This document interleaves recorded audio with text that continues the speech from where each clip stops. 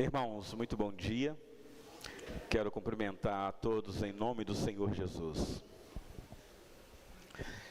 Nossas crianças se preparando para as aulas de acordo com a faixa etária. Que bênção, meus irmãos, ter criança no nosso meio. E é bênção mesmo, isso é sinal que o Senhor Deus tem abençoado esta igreja, trazendo crianças para o nosso meio. É uma alegria. Irmãos, mais uma vez, todos sejam bem-vindos para mais uma classe da nossa escola dominical. Nós continuaremos a nossa aula no livro do profeta Zacarias. Hoje nós iremos aprender ou ver a terceira visão que o Senhor Deus deu a este servo para encorajar o povo que estava desanimado. Então, por gentileza, abra sua Bíblia aí. A revista da nossa escola dominical é a Bíblia. Então você abra este livro que tem 66 livros e nós vamos então ler uma porção desta revista. Corrigida e atualizada. A palavra do nosso Deus. Lembrando que a palavra do nosso Deus, meus irmãos, a princípio não foi escrita em português, todos nós sabemos disso. A língua dela é uma língua estrangeira, foi traduzida para a nossa língua para facilitar. E nós louvamos o Senhor Deus pelos nossos irmãos no passado, que se debruçaram na tradução e hoje nós temos a facilidade de ler a Bíblia na nossa língua. Então, por isso é que precisamos de interpretação, meus irmãos, porque ela foi escrita num outro contexto, numa outra língua e traduzida para a nossa língua. E às vezes as traduções, a gente tem que tentar entender o seu significado, porque às vezes se perde algumas coisas. Então não é simplesmente abrir o livro e ler. Tem gente que pensa que Deus revelou a Bíblia em português. Não foi. O Novo Testamento foi escrito em grego, no grego. E o Antigo, que nós vamos ler aqui, em hebraico. Então, nós temos este distanciamento linguístico e a dificuldade de interpretação, não tenha dúvida disso. E se tratando de texto de revelação, aí então que a dificuldade aumenta. Mas contudo, meus irmãos, nós cremos que os 66 livros escritos para o nosso ensino foi escrito. Então, nós tomamos o livro do Gênesis até Apocalipse como a palavra de Deus suficiente para nossas vidas. E o livro do profeta Zacarias não é uma exceção. Então vamos lá. Nós já trabalhamos com vocês aqui a introdução do livro, o chamado ao arrependimento, já vimos a primeira e a segunda visão. E hoje nós queremos ver aqui a terceira visão do livro. Eu vou ler o capítulo 2, os versículos de 1 a 13. Deixa eu colocar aqui. Será o capítulo 2, de 1 a 13. Mas eu já confesso para vocês que possivelmente nós ficaremos do versículo 1 ao 5. Se der para prosseguir, vai ser muito bom. Mas eu vou tentar ver com vocês a revelação que está aí apenas no versículo de 1 a 5. Mas eu preciso ler o bloco inteiro. Escola dominical, meus irmãos, é uma escola. É sempre bom você ter um bloquinho. Vocês têm visto que no culto à noite, a dinâmica aqui é dar para as crianças uma plancheta com um bloquinho, uma caneta. Exatamente para estimular a cognição das nossas crianças, de rabiscar alguma coisa, escrever. Escola dominical também é assim. Então você pode, a exemplo de quando você estudava, vir para a escola dominical, trazer aí um caderno, ou um bloquinho, uma caneta, porque quando você ouve e escreve, o seu cérebro ativa mais ainda. Então pode ser que o pastor fale alguma coisa que você achou interessante, uma frase, uma sentença, e você anota aquilo ali, porque se ficar só na mente, a gente esquece, a nossa memória é muito fraca. Você sabe disso. Então, você tem essa liberdade se você quiser. E você pode, por exemplo, na aula, surgiu uma dúvida, mas aí o pastor, o professor está falando direto, aí você está com aquela dúvida, não deu para falar. Aí você fala assim, depois eu falo, mas aí o depois você já esqueceu. Você nem lembra mais de fazer a pergunta. Então, talvez na hora que surge a pergunta, você já escreve. E de repente, na hora aqui de abrir para perguntas e respostas, você fala, olha, pastor, tem uma pergunta aqui, o senhor falou isso e eu anotei aqui. E aí pode facilitar, tá bom? essa é a dinâmica. Livro do profeta Zacarias, capítulo 2, de 1 a 13. A terceira visão, Jerusalém é medida, é o título que está aqui na minha Bíblia. Diz assim a palavra do Senhor: tornei a levantar os olhos e vi, e eis um homem que tinha na mão um cordel de medir. Então perguntei: para onde vais tu? Ele me respondeu: medir Jerusalém para ver qual é a sua largura e qual o seu comprimento. Eis que saiu o anjo que falava comigo, e outro anjo lhe saiu ao encontro. E lhe disse: corre, fala a este jovem, Jerusalém será habitada como as aldeias sem muros, por causa da multidão de homens e animais que haverá nela. Pois eu lhe serei, diz o Senhor, um muro de fogo em redor, e eu mesmo serei no meio dela a sua glória.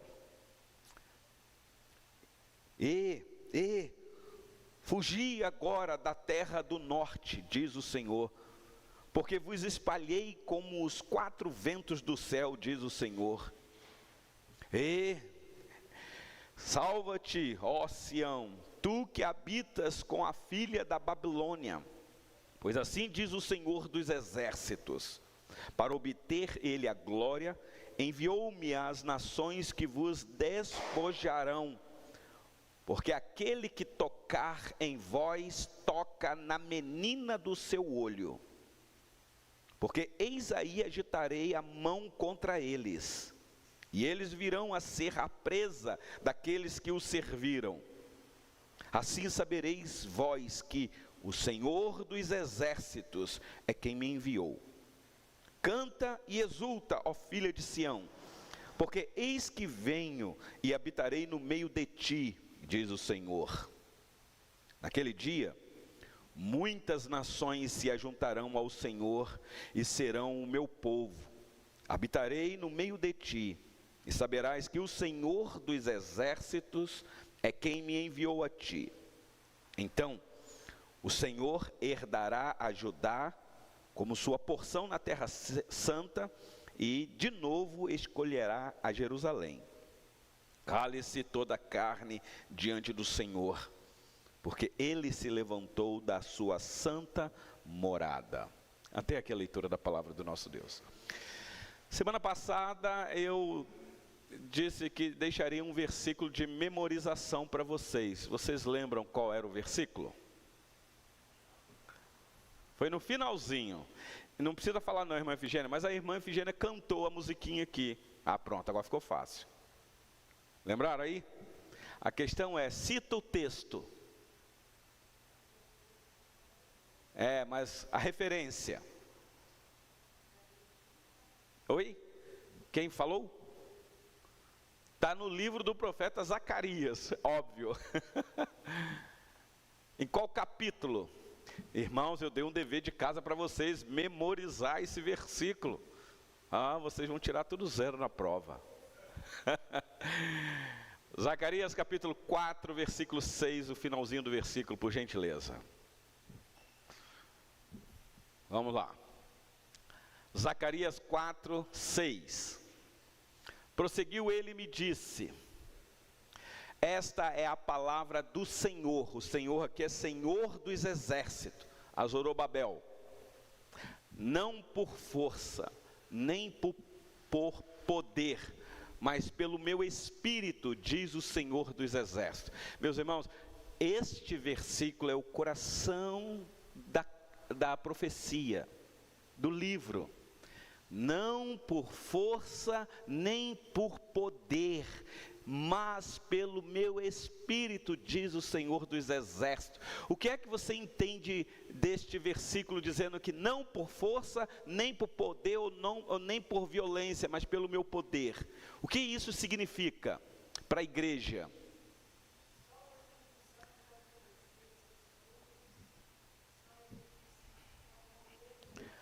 Isso, deixa eu dar aqui o microfone, que me pediram para deixar o microfone, Quem vai me auxiliar aqui? Diácono William. Quando alguém for falar, só para sair o som ali. Já está, o presbítero Luiz está lá, mas pode ficar com o microfone aqui também? Isso, porque aí tendo 2 já ajuda melhor.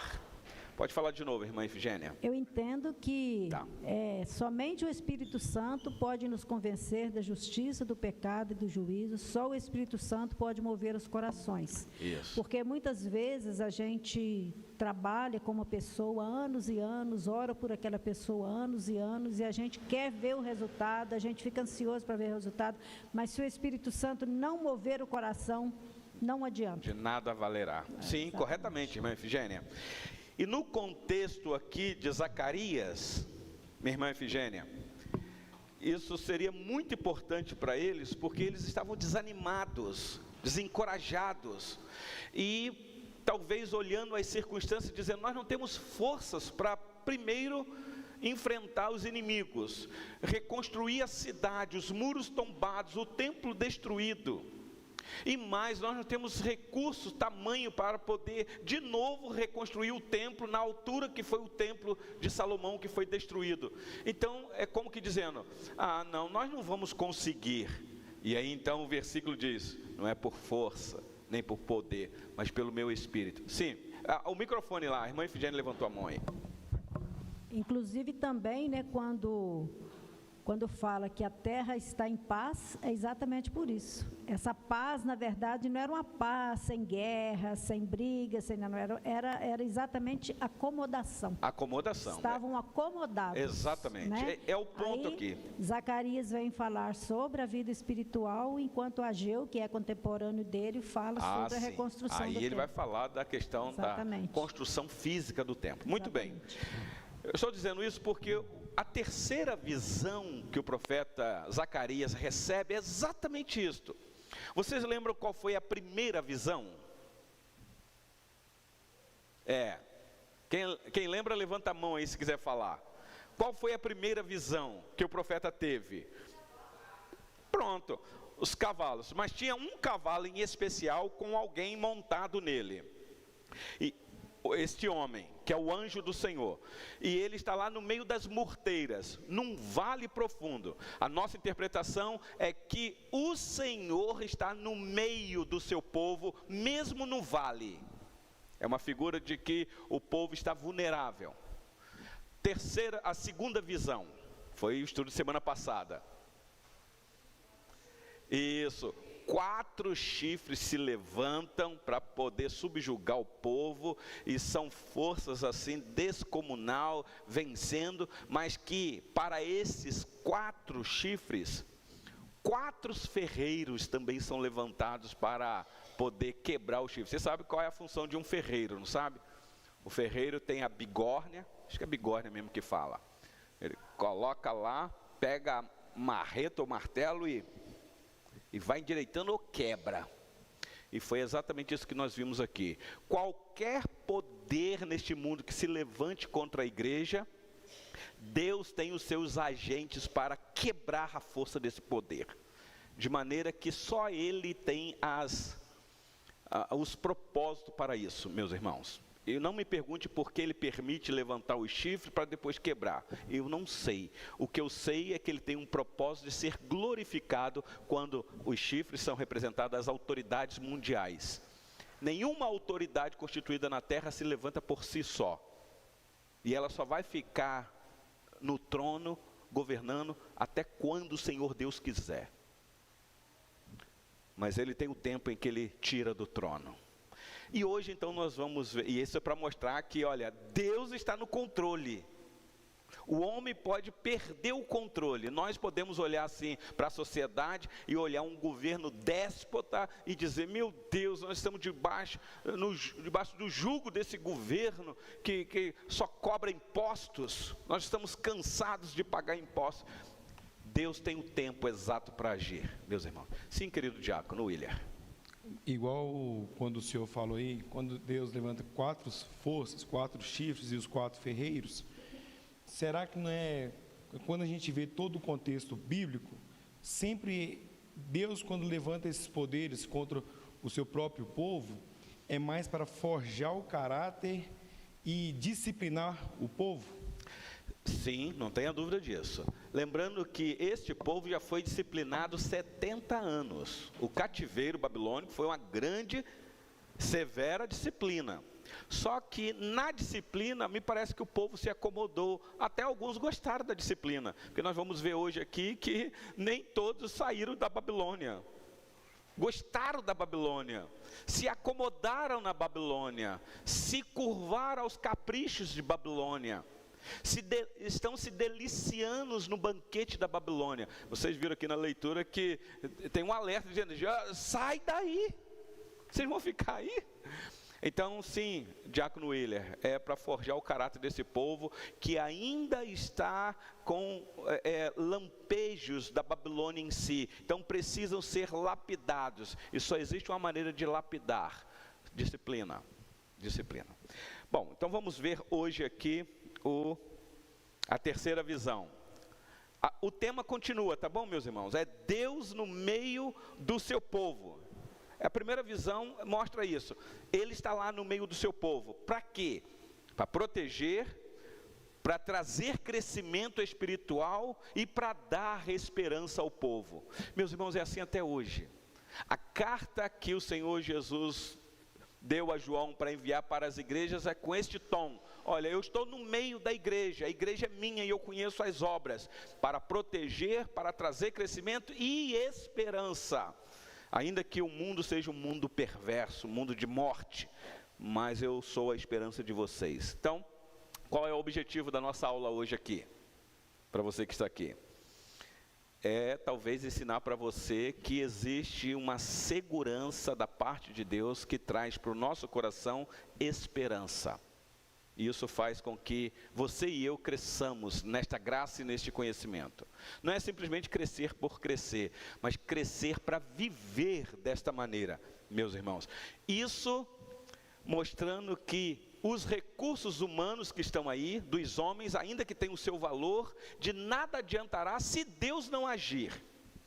Então nós podemos ser uma igreja muito poderosa financeiramente, vamos colocar assim. Uma igreja que tenha recurso para poder fazer o que a gente quiser aqui. Se Deus não for com essa igreja, não adiantará nada os recursos humanos. Nada. Só vai ser aparência externa. E em contrapartida, a igreja pode ser uma igreja sem recurso nenhum financeiro, ter pouca força na sociedade. Mas se Deus é por nós, meus irmãos, vocês estão entendendo? Então nem sempre os recursos humanos tem que ser destaque na vida da igreja. Aliás, não é nem sempre não, é nunca. Eles são importantes, mas o que nós vamos ver aqui é que Jerusalém tem que ser medida não por mãos de homens. E nós vamos ver quem é que mede, e é a lição que eu quero tirar com vocês. Meus irmãos, às vezes nós olhamos para a nossa realidade, como eu disse aqui, e ficamos desanimado com algumas coisas.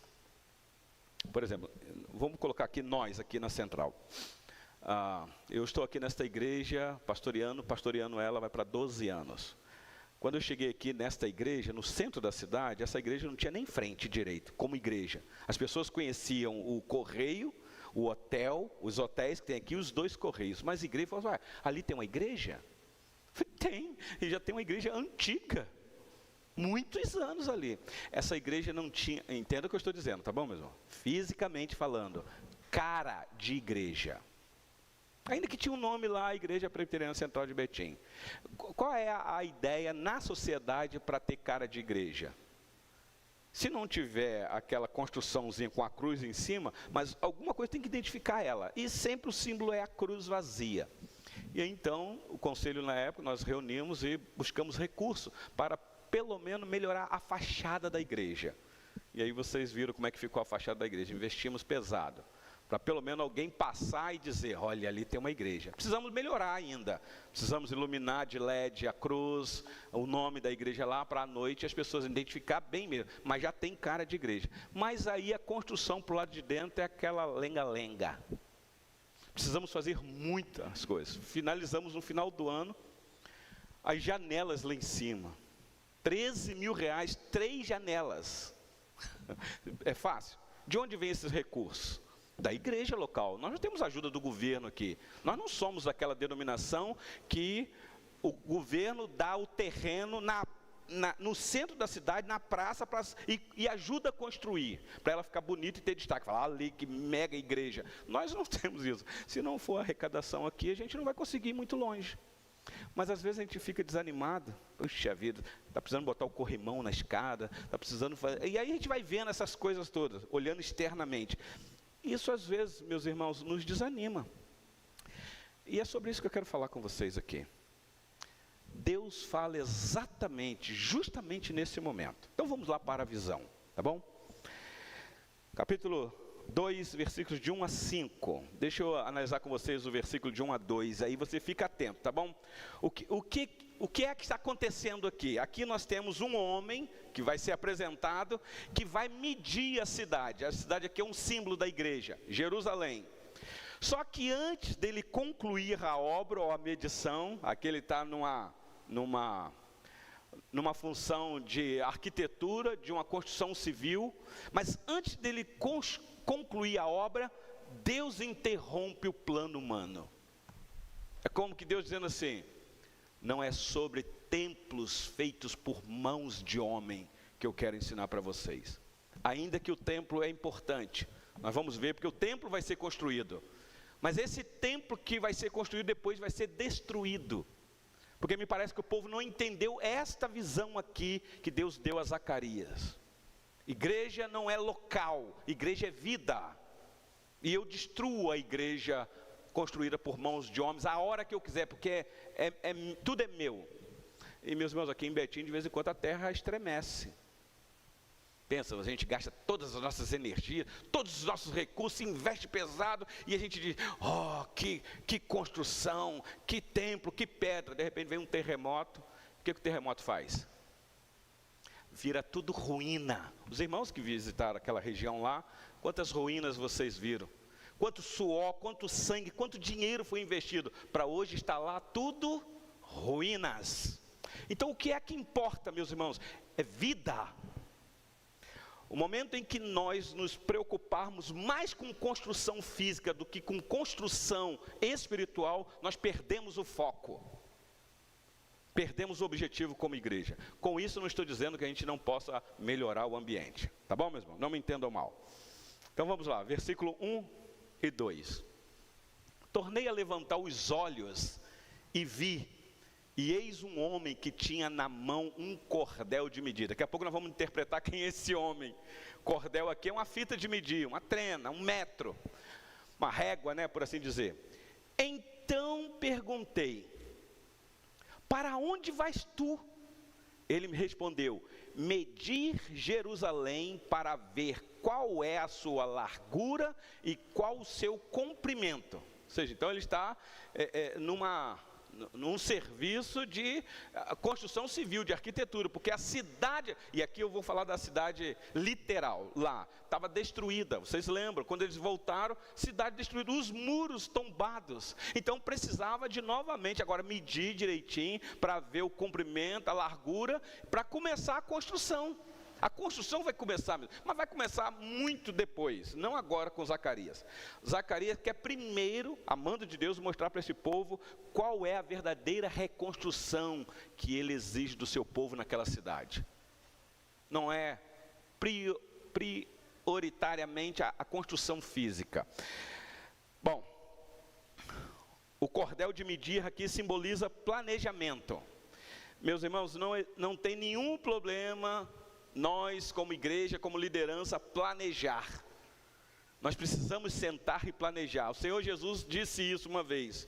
Ninguém que começa uma construção, primeiro não senta e vê os recursos que tem, para depois, quando lançar os alicerces, aquilo ficar para lá, e depois o povo passa lá, vai rir. Ficar aqueles negócios lá que ninguém conseguiu concluir a obra. Então, aqui não é problema planejar. Não há problema nenhum em reconstrução, e também não há nenhum problema em organização. Deus é um Deus de planejamento, de reconstrução e de organização.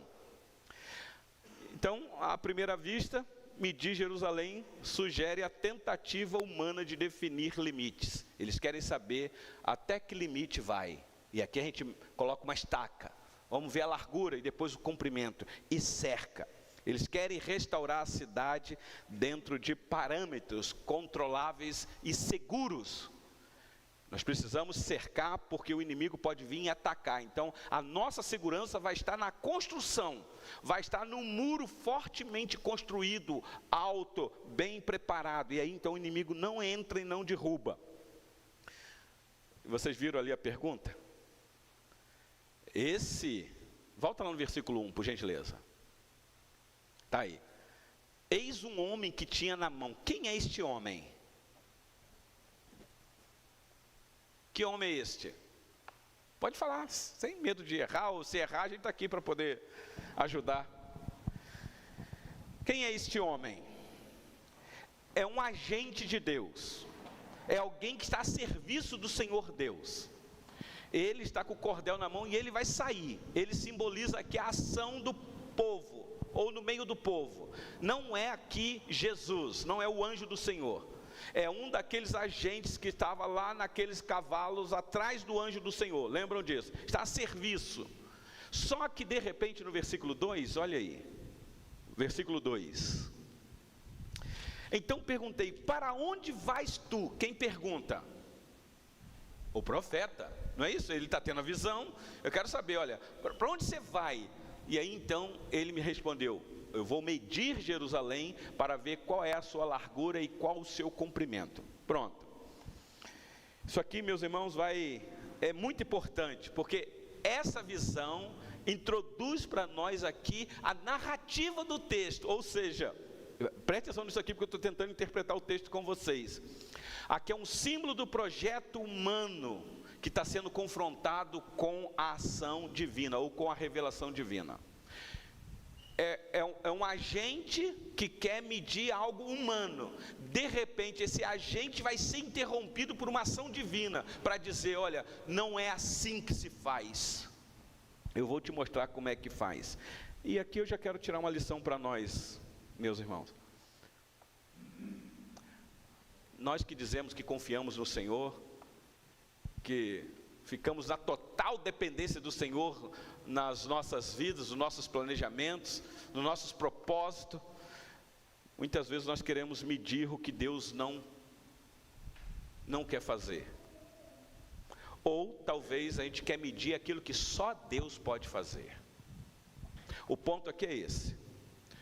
Ninguém pode medir a cidade da maneira que será propósito do Senhor Deus, porque o homem vê só o exterior, vê o horizontal, Deus vê o interior e vê o vertical. Talvez para esse povo, a cidade literal de Jerusalém seria o centro do mundo, e aí Deus então vai mostrar qual é a verdadeira Jerusalém. Eu vou medir para vocês, vai ser uma cidade que vai atravessar fronteiras, e isso na cabeça de um judeu, meus irmãos. Espera aí, então Jerusalém não será só aqui física? Não, ela vai mais longe do que vocês pensam. Vocês estão querendo medir os limites aí, mas eu vou medir ela, e quando eu medir vocês irão se surpreender. É o ponto aqui. Às vezes isso acontece com a gente. Deixa eu ler Efésios com vocês. Efésios capítulo 3, versículo 20. Por gentileza. Ora, àquele que é poderoso para fazer infinitamente mais do que tudo quanto pedimos ou pensamos, conforme o seu poder que opera em nós. Aquele que é poderoso para fazer infinitamente mais do que tudo quanto pedimos ou pensamos. Às vezes nós estamos pedindo um pão, pedindo uma cobra, me ajuda aí, pensando que está pedindo um pão, pedindo um ovo, pedindo um escorpião, pensando que está pedindo um ovo. É mais ou menos isso daí que o Senhor Jesus disse. Meus irmãos, a nossa visão é muito limitada para aquilo que Deus pode fazer, tanto na nossa vida, na nossa família e na nossa igreja. Nós que temos uma visão muito pequena, muito tacanha, limitamos demais o agir de Deus. Nós não temos fé suficiente, meus irmãos. Nós não confiamos coisa nenhuma em Deus. Porque olha o que Paulo diz para os irmãos da igreja de Éfeso. Vocês têm uma visão de igreja, mas Deus é aquele que pode fazer infinitamente mais. Não é que isso vai criar soberba no nosso coração e ficar sempre esperando o sobrenatural, mas é saber que Deus está muito mais à frente do que aquilo que a gente pensa. Por exemplo, às vezes uma situação indelicada na família, uma crise financeira, uma crise na saúde, uma crise emocional, e a gente só consegue ver o aqui e agora, mas Deus está lá na frente, meus irmãos. É isso que o versículo 1 e 2 diz. Onde você vai, anjo? Eu vou medir Jerusalém. Olha comigo o versículo 3 e 4.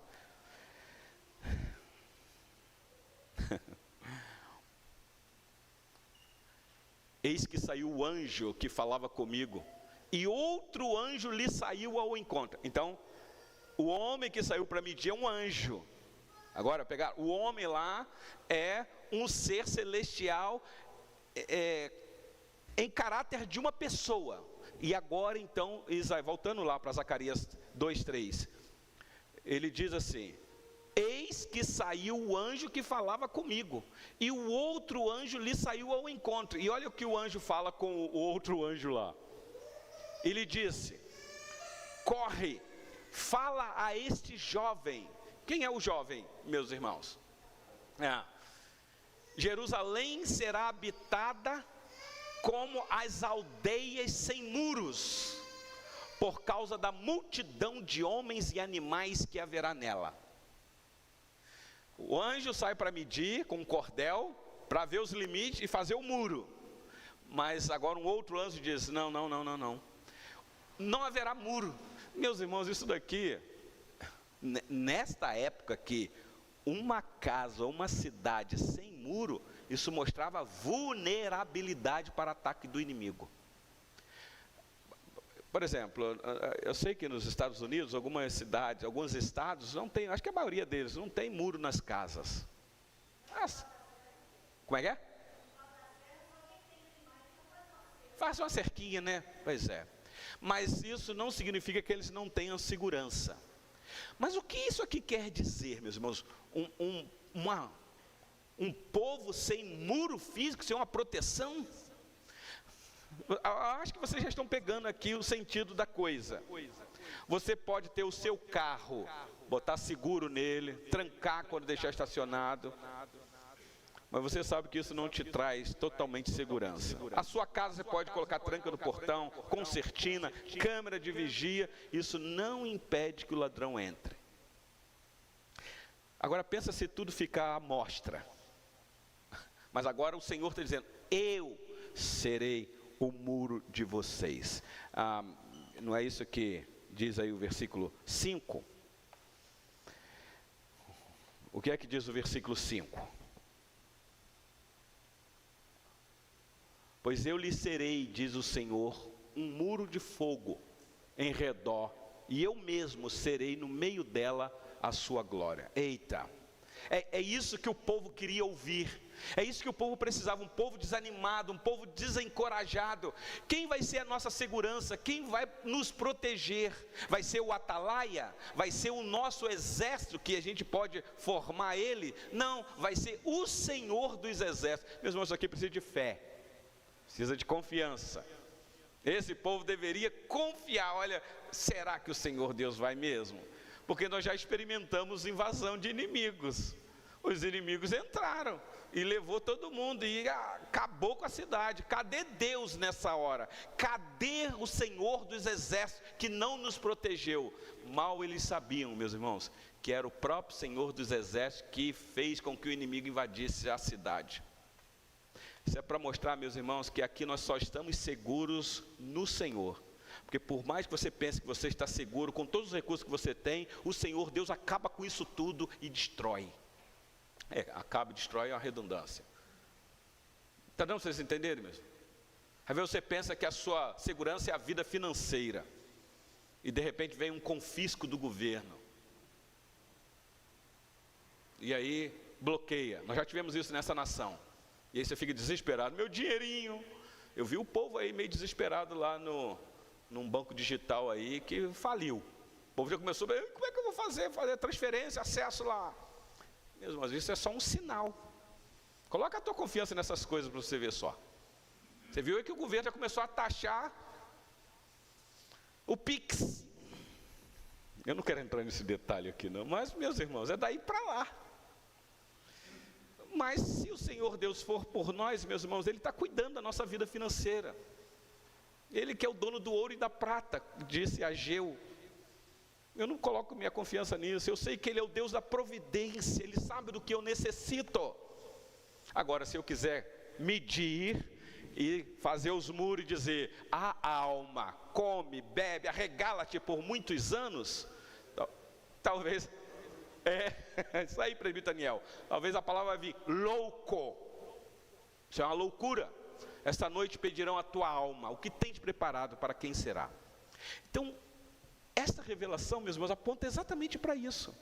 Para que o povo não confiasse nos recursos que ele tinha, aliás, eles tinham pouco, né? Mas é para confiar no Senhor que vai ser o muro de fogo. Daqui a pouco eu vou explicar isso aqui. Sim, querido presbítero Luiz. Sim, pela ordem. Pega o microfone lá para o presbítero Daniel. A ordem, pela idade. Sempre o mais velho fala primeiro. Quer dizer, o mais idoso. O senhor está falando de segurança e às vezes o povo ainda acredita em segurança. Então a gente comprou uma berlina e a agência falou assim, coloca um pega-ladrão nesse vidro, que aí ninguém abre nem... Então mandei colocar. Sim. Pronto, beleza. Só que lá em Valadares, que se a chave, eu fechei a porta, ela trancou a chave lá dentro. E agora? E agora? O pega-ladrão, naquela beirada, não tinha de abrir. Falei, ai. Aí o homem falou, buscarão lá. Um cara de rua, passando perto, falou assim, quer que eu abra a porta para você? Mas você não conta para ninguém, não tinha jeito, não abre agora. Ele botou a mão no vidro, o vidro desceu. Pegou a chave, toma, mas não conta para ninguém não. Eu faço isso para comprar minhas coisinhas lá e tal. Pronto. Tá vendo? Pois é, sempre tem alguém que tem a técnica. Nós não somos seguros em nada. Sim, querido presbítero. Essa situação do povo, Deus avisou o povo da destruição que ia fazer.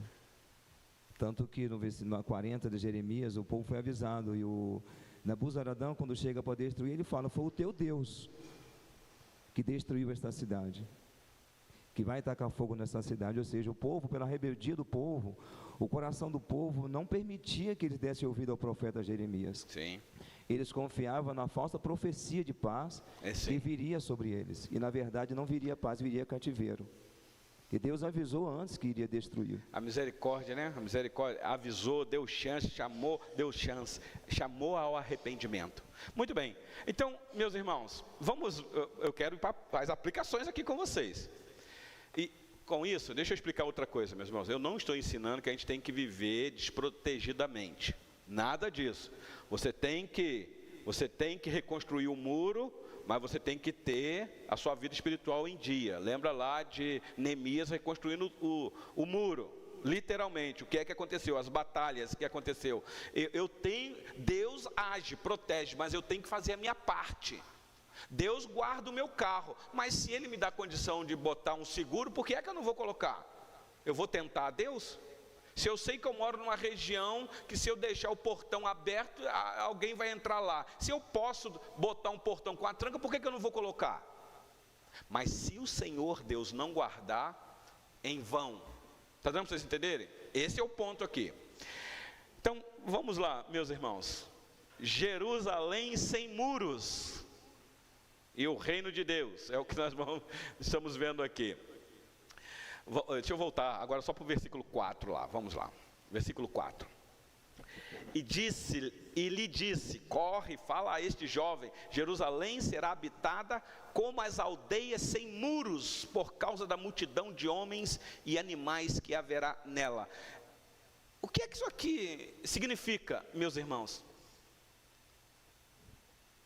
Uma cidade que não vai ter muro, mas que ela vai crescer de forma assustadora. Até os animais estarão lá, meus irmãos.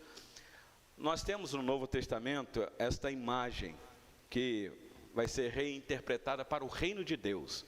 Não um reino geográfico, mas um reino espiritual, que não se define por fronteiras físicas. Por gentileza, Lucas capítulo 17, versículo 20 e 21. Alguém leia, por gentileza.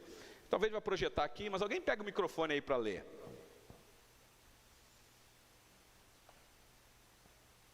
Quem quer ler aí? Lucas 17, versículo 20 e 21. Paulo, leia para nós o Paulo da Cibele. O presbítero já ia ler? Presbítero, desculpa, eu não vi aí. Aí o próximo o senhor lê. Acho que já tem o microfone aí, não tem, Paulo? Lucas 17. Versículo 20 e 21. Certa vez, interrogado pelos fariseus sobre quando se daria a vinda do reino de Deus, Jesus lhes explicou: não vem o reino de Deus com visível aparência. Isso. Nem haverá anúncios, ei-lo aqui, 21. ou lá está, pois o reino de Deus já está entre vós. Meu Deus, reino de Deus não é uma demarcação geográfica, não é com aparente, versículo 20, como é que está lá a nossa tradução? Coloca lá de novo, isso. O reino de Deus não vem com a visível aparência. Não tem como você delimitar, falar assim, olha, aqui nessa cidade nós já chegamos ao ponto que o reino de Deus já está esgotado. Uma vez o Senhor Deus falou para Paulo: Paulo, você pode ficar um pouco mais aqui nessa cidade, porque eu ainda tenho muita gente aqui nessa cidade. E essas pessoas, gentes, estavam aos olhos do Senhor Deus. São os escolhidos, os eleitos, os predestinados, que Paulo precisaria pregar o Evangelho, e o Evangelho iria alcançá-los. Agora, quem seriam eles? Paulo não sabia, ele só teria que pregar. Foi o que ele disse para Timóteo: Timóteo, pregue a palavra, insta, quer seja oportuno ou não. Porque o reino de Deus, meus irmãos, não é com visível aparência. Isso também pode ser ensinado, de que cuidado com o que você vê para ser identificado como reino de Deus, porque você pode se equivocar. Por exemplo, na nossa sociedade hoje, como que você identifica uma igreja saudável? Primeiro você se encanta com a construção. Você viu? Que igreja bonita! Nós passamos em frente. Você está falando de uma construção, não é? De uma arquitetura. De fato, é bonito. Tendo recurso, bons engenheiros, bons arquitetos, você constrói e o negócio fica bonito. Mas entra e veja o que é de fato uma igreja saudável, biblicamente falando. Que pode ser, meus irmãos, que a construção revele alguma coisa mesmo. E de repente você entra lá naquela igreja e fala assim: meu Deus, eu me surpreendi. De fato é uma igreja saudável, é uma igreja bíblica, é uma igreja que honra o Senhor Deus, que tem compromisso com a palavra de Deus. Ok, mas a beleza da igreja não está no visível. Porque o reino de Deus, versículo 21, vamos lá, verso 21, está dentro de vós. E aqui é foro íntimo, não tem como eu medir. Eu não sei a vida do presbítero Lorival, não tenho como ver essa intensidade do reino de Deus dentro dele, mas externamente as atitudes dele já revelam alguma coisa. Está dando para vocês entenderem, meus irmãos? Bom, deixa eu ir para frente aqui. Versículo de número 5.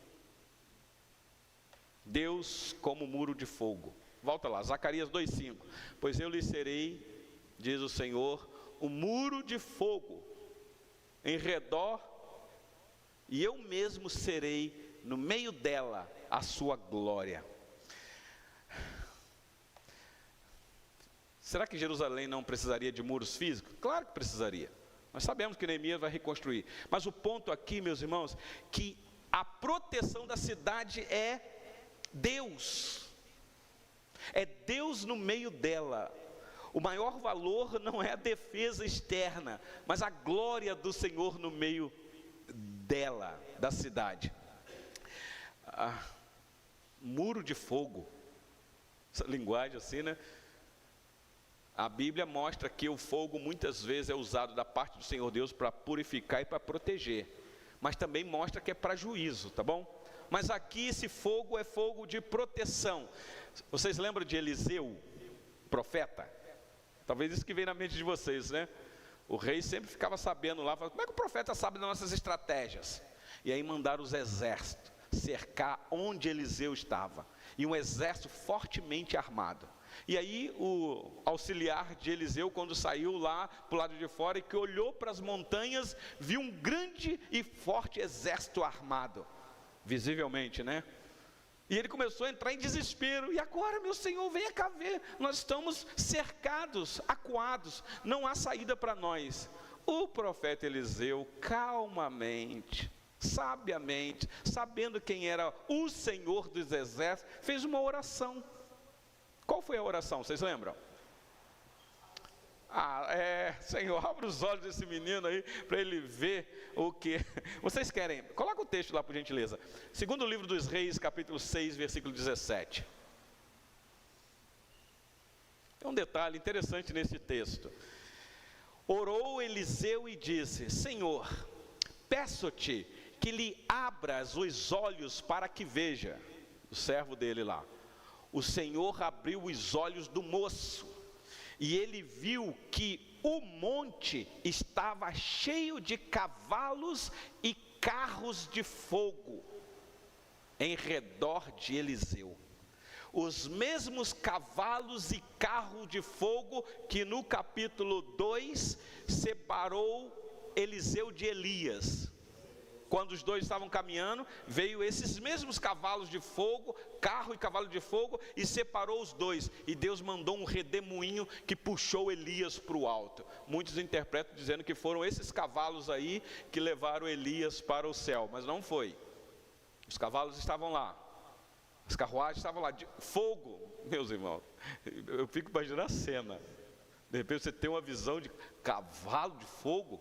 A gente está numa cultura aí folclórica, o máximo que a gente chega é a mula sem cabeça, que tinha fogo na cabeça lá, né? Que eu nunca vi isso, nem quero ver. Não sei se isso é folclórico. Mas olha aí. E o texto segue, quando o rapaz viu, dizendo: olha, maior é o que está conosco, é o que está do nosso lado. Se Deus é por nós, meus irmãos, quem será contra nós? Então, volta lá para Zacarias capítulo 2, versículo 5. O Senhor Deus está dizendo para Zacarias, essa visão que ele vai passar para o povo.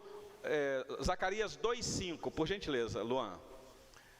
Isso, muito obrigado. Pois eu lhe serei, diz o Senhor, um muro de fogo em redor, e eu mesmo serei no meio dela a sua glória.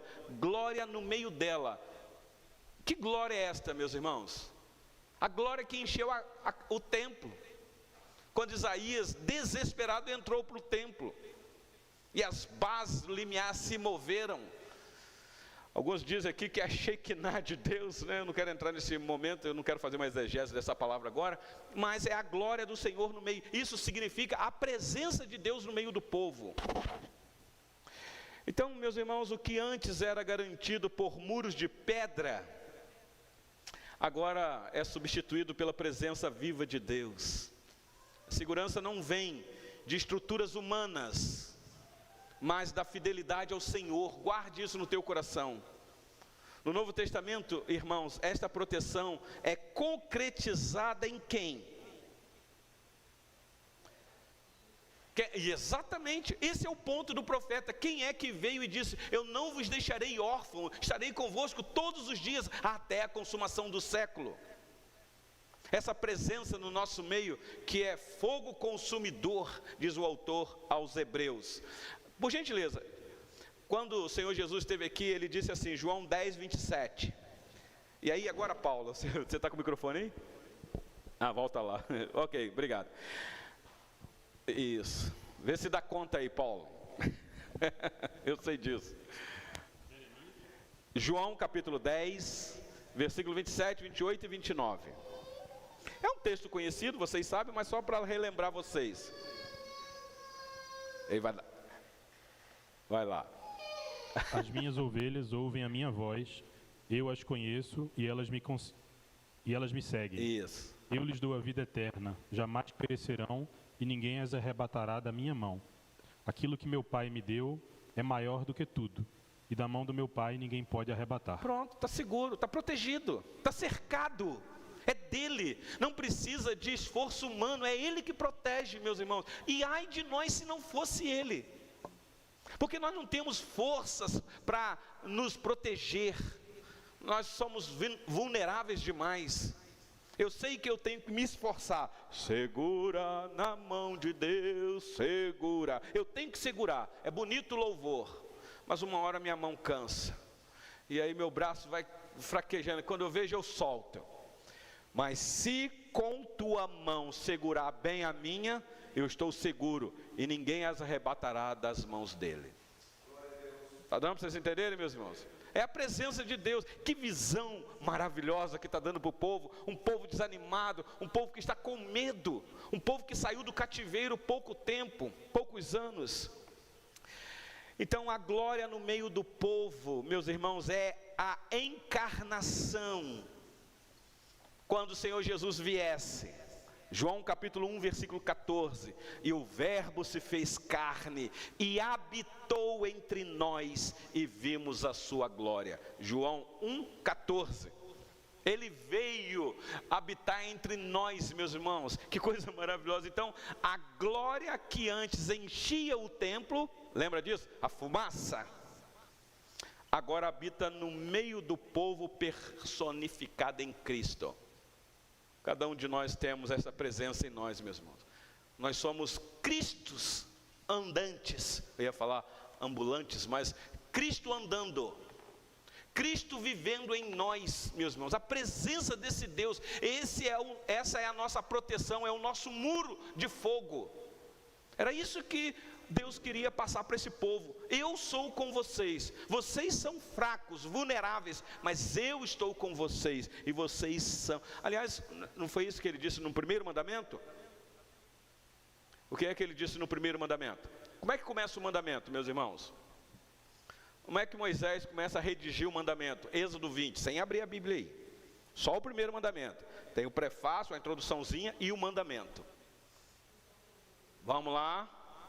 Oi? Quem ousou em dizer? Não. Então falou o Senhor todas estas palavras. 2 pontos. Aí sim, eu sou o Senhor, teu Deus, que te tirei da terra do Egito, da casa da servidão.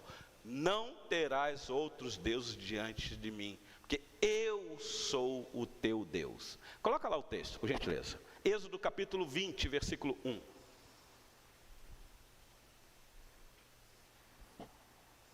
Então falou Deus todas essas palavras. Meus irmãos, eu citei aqui, mas não está aqui não, tá? Você pode falar, o pastor citou lá porque estava aqui. É porque eu ensino meus netos a gravarem os 10 mandamentos. E eu ensino para eles desde o primeiro versículo a gravar, e eu cobro deles para eles citarem sem olhar a Bíblia. E aí com isso eu aprendo junto com eles. Versículo 2: eu sou o Senhor teu Deus, que te tirei da terra do Egito, da casa da servidão. Não terás outros deuses diante de mim. Aqui começa o primeiro mandamento. Por quê, meus irmãos? Porque eu sou o teu Deus, que te tirei. Eu sou o muro de vocês. Vocês estavam lá no Egito, cercados por um muro físico, mas eu sempre estive com vocês. E vocês estão perambulando no deserto. Não tem muro no deserto. Aparentemente vocês estão vulneráveis, mas eu estou no meio de vocês. Qual era a manifestação visível de Deus no meio do povo? De noite, coluna de fogo, como um muro de fogo. E de dia, uma nuvem refrescante, ar-condicionado para aquele povo. Vocês estão entendendo, meus irmãos? E hoje nós temos Cristo, porque tanto aquela nuvem quanto a coluna de fogo apontava para Cristo. O batismo verdadeiro. Deixa eu correr aqui que a hora vai embora. Eu falei que não ia dar para ir muito longe, né? Então, meus irmãos, expansão ilimitada e em conclusão dos gentios. Zacarias antecipa aqui nessa visão uma cidade superpovoada. Não é isso que diz o versículo 5? Na verdade, o versículo 4, deixa eu ver lá. É isso aí. Olha a população aí, meus irmãos. Apontando para uma inclusão de povos não judeus. Não judeus, não é só eles. Aliás, Efésios capítulo 2, versículo 14. Deixa eu ler isso aqui rapidinho. Já estou encerrando. Efésios capítulo 2, versículo 14.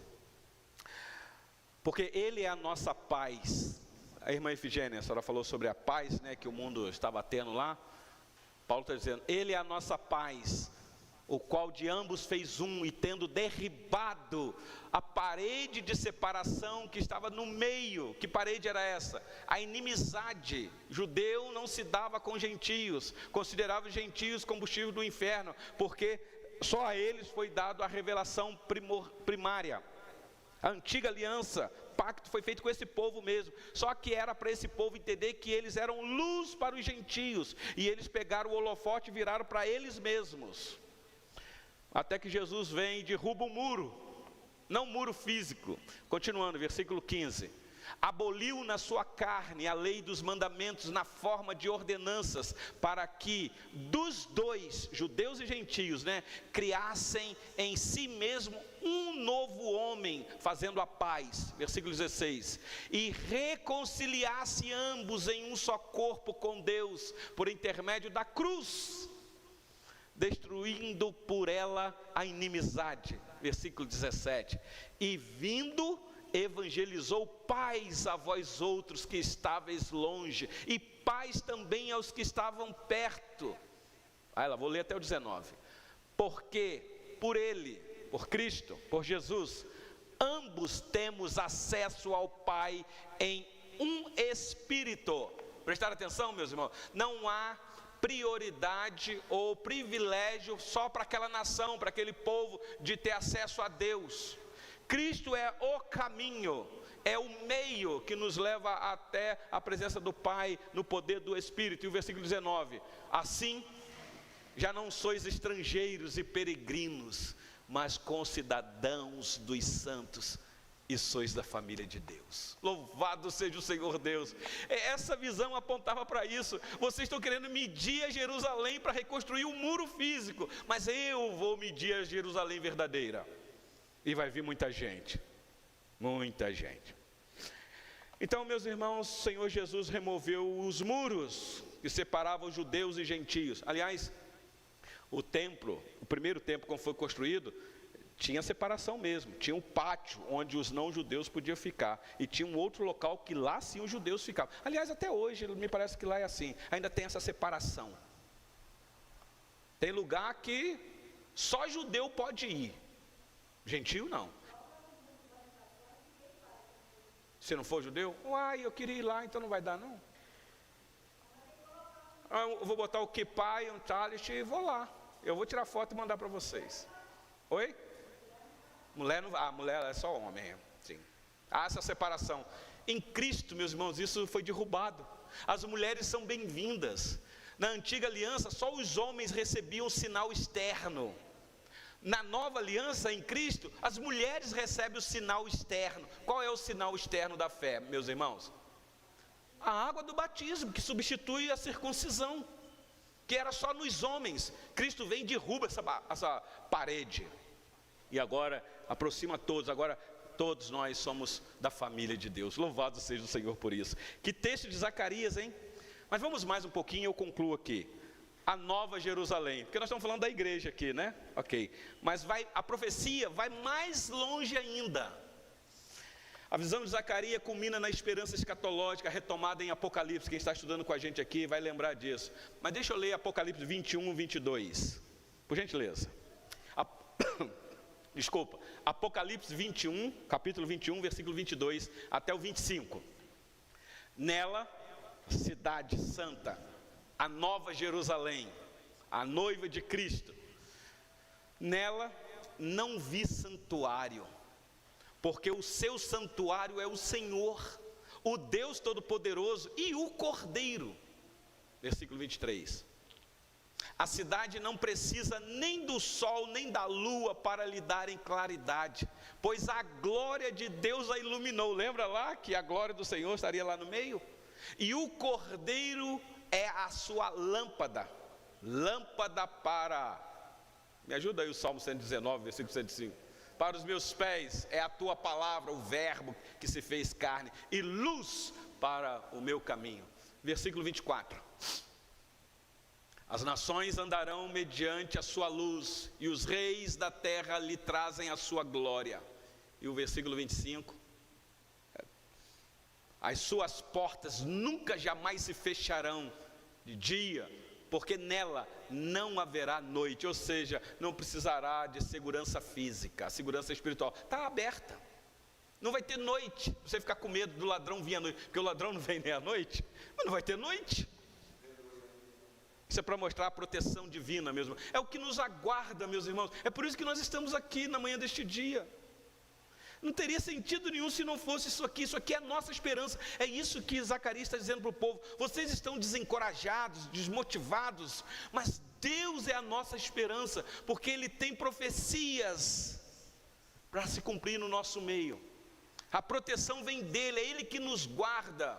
Lembra de Salomão, Salmo 127:1, se o Senhor não edificar a casa, em vão, se o Senhor não guardar a cidade, em vão vigia o sentinela. Inútil vos será levantar de madrugada, repousar tardemente e comer penosamente o pão que granjeaste. Aos seus amados Ele o dá, enquanto confiam. A tradução lá, enquanto dorme, né? Porque, meus irmãos, dormir é isso aí. Quem trabalha na área da saúde aqui sabe disso, doutora Denise. O que é o sono? O sono é uma estagnação que a gente parece que está morto. E de repente acorda. Porque ali naquele momento você está vulnerável, está nas mãos do Senhor Deus. Se Ele quiser, Ele corta a tua respiração, você não acorda nunca mais para essa vida. Mas de manhã, quando você escutou o barulhinho do celular, ou do relógio lá, o tic-tac, misericórdia do Senhor que se renovou. Não foi o teu poder, não foi a tua força, não é a tua proteção, é Deus. Mas, meus irmãos, nós temos aí uma cidade que... você colocou o texto lá, né? Está aí, Salmo 127. E esse salmo foi escrito por Salomão, hein, meus irmãos? Salomão, quando estava para lá construir a casa real e o templo, ele teve essa convicção: se Deus não for o nosso muro, de nada adiantará. Lamento dizer que depois, na caminhada, Salomão se descambou para um lado que é lastimável. Bom, então, está chegando as crianças lá, a hora vai. Eu me empolgo aqui, meus irmãos, me perdoe aí. Tinha aqui as aplicações para nós. Então eu vou já para as aplicações aqui para nós, tá bom? Meus irmãos, nós aqui hoje, Igreja Presbiteriana Central de Betim, em quem temos confiado?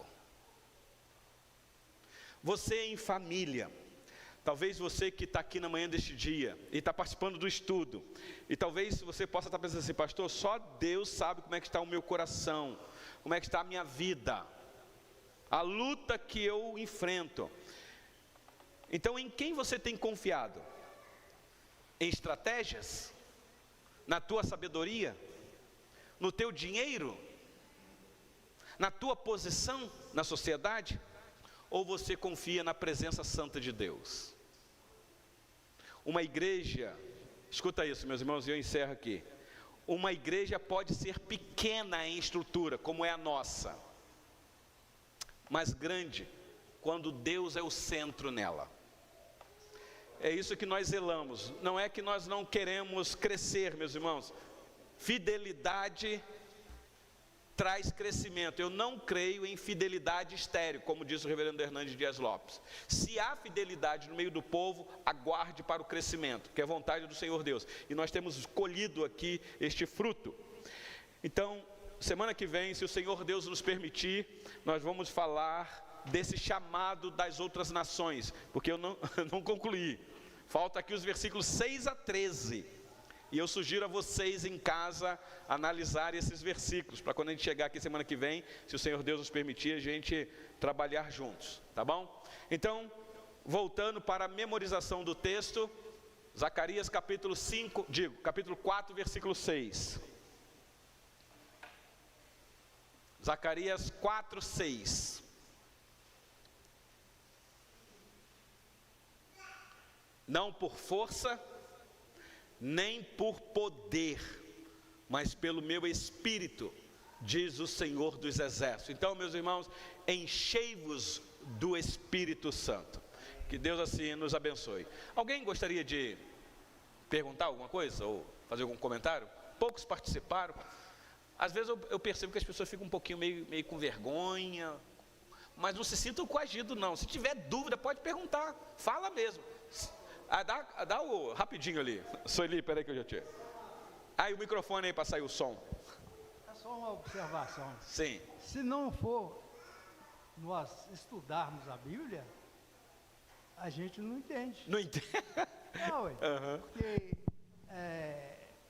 o que o senhor explica na fala aí, a gente entende perfeitamente. Que bom, meu. Mas pessoa que não lê, não entende nada. O senhor está me fazendo lembrar do que o eunuco disse a Filipe. Filipe, ele estava lendo lá, o eunuco lendo, Filipe perguntou, entendes o que lês? Ele falou, como é que eu vou entender se alguém não me explicar? Exatamente. Então, meu irmão Eduardo, que Deus continue te abençoando e te dando a claridade da explicação do texto, porque isso é misericórdia do Senhor, meu irmão Eduardo. Isso é o Espírito que esclarece na nossa mente. Muito bem, posso passar a palavra para a irmã sobreintendente? Deus te abençoe, minha irmã. Desculpa aí os 2 minutos que eu excedi aqui.